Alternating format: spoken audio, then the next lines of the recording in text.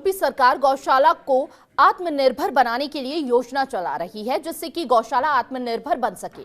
इसके अलावा मदरसों में हो रहे फंडिंग को लेकर भी यूपी सरकार के कैबिनेट मंत्री धर्मपाल सिंह ने कहा कि चिंता का विषय है, वही सरकार इसको लेकर संजीदा है।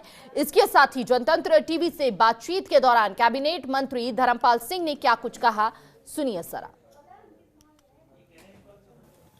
इस वक्त बातचीत करने के लिए हमारे साथ मौजूद हैं उत्तर प्रदेश सरकार के कैबिनेट मंत्री धर्मपाल सिंह जी। सबसे पहले आपसे मेरा सवाल है, गौशालाओं को आत्मनिर्भर बनाने के लिए यूपी सरकार की क्या योजना है?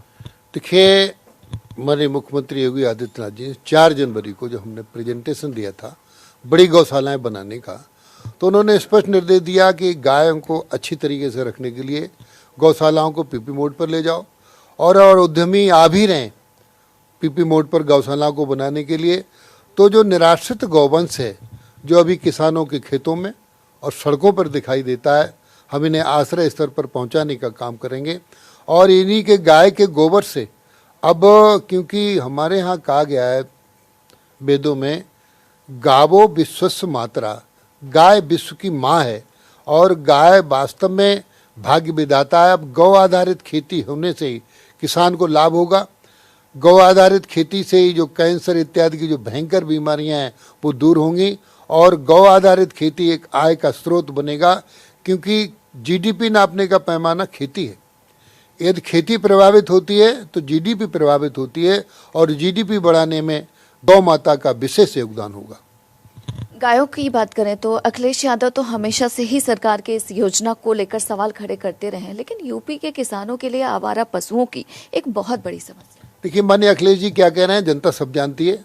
उनके समय में तो भयंकर समस्या थी, हमने इसको निराकरण किया है और अब बहुत जल्दी जो निराश्रित गौवंश इधर उधर छुट्टा घूम रहा है, ये वही लोग हैं जो सरकार को बदनाम करने के लिए जब तक गाय दूध देती तब तक पालेंगे, दूध नहीं देगी तो किसानों के खेत में या शहरों में छोड़ने का काम करेंगे।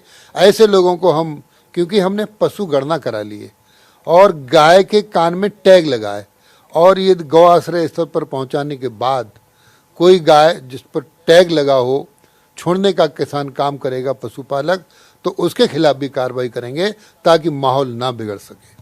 इसके अलावा अगर मदरसों की बात करें तो फंडिंग को लेकर एक बहुत बड़ा सवाल हमेशा से रहा है। हालांकि कई संस्थाएं जांच भी कर रही हैं, लेकिन अगर उत्तर प्रदेश की बात करें तो अभी भी मदरसों में जो फंडिंग है वो रुक नहीं रहा। देखिए, अभी हमने मदरसों की सर्वे कराई थी, तो सर्वे रिपोर्ट में आया कि नेपाल के बॉर्डर पर जो मदरसे हैं उनकी फंडिंग के स्रोत जब जानकारी की हमारे विभाग ने, तो वहाँ के लोगों ने बताया, मदरसे संचालकों ने, कि हमको ये फंडिंग जनता से हो रही है, ये फंडिंग ज़कात से हो रही है, चंदे से हो रही है। तो जब जानकारी की तो ना वहाँ लोग ऐसे हैं जो चंदा दे सकें, वहाँ ना लोग ऐसे हैं जो ज़कात कर सकें, इसलिए उनकी दोबारा जांच कराइए। और यदि ऐसे में ये पाया गया कि गलत हाथों से फंडिंग आ रही है तो उनके खिलाफ कार्रवाई की जाएगी। मदरसों को भी बंद किया जाएगा, उनमें पढ़ने वाले बच्चों को अच्छे मदरसों में शिक्षा देने की व्यवस्था भी हम करेंगे। एक आखिरी सवाल, एडीजी प्रशांत कुमार ने कहा है कि अभी भी मदरसों के जो छात्र हैं उनको आतंकी निशाना बना रहे हैं और फंडिंग को लेकर सवाल तो है। उनकी सवाल में इम्पोर्टेंस है, इसलिए हम करा रहे हैं। मुस्लिम समाज के छात्रों को, गरीबों के बच्चों को हम आतंकवादी नहीं बनने देंगे। किसी भी हाल में माननीय देश के प्रधानमंत्री मोदी जी ने कहा था, वो उनका कहना हमारे लिए ब्रह्म वाक्य। उन्होंने कहा था गरीब मुसलमान बच्चों के एक हाथ में कुरान होगा तो एक हाथ में लैपटॉप होगा। योगी सरकार अवेयरनेस इसके लिए लगी है।